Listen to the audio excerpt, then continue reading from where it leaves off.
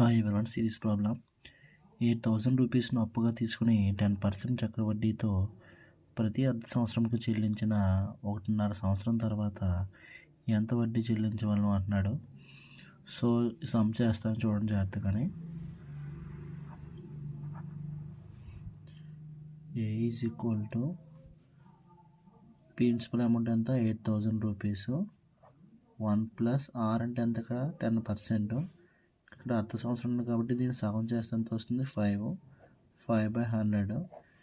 So 6 months ఎన్ని ఉన్నాయి, 1.5 ఇయర్లో 3 ఉన్నాయి కాబట్టి 3 వేసుకోండి. 5 1s are 5 20s are 8,000 into 1 plus 1/20 whole cube, that is equal to 8,000.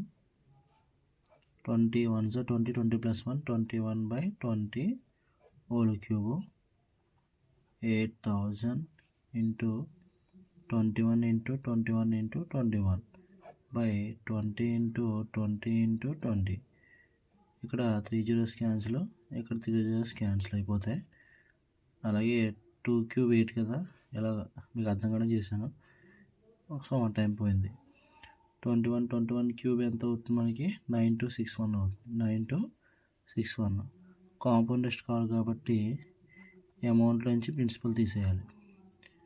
Amount ఎంత, 9,261 మైనస్ 8,000 ఎంత అవుతుంది మనకి, 1,261 రూపీస్ అనేది అవుతుంది. సో ఈ సమ్ అర్థమైంది కదా, ఎలా వచ్చిందో ఆన్సర్.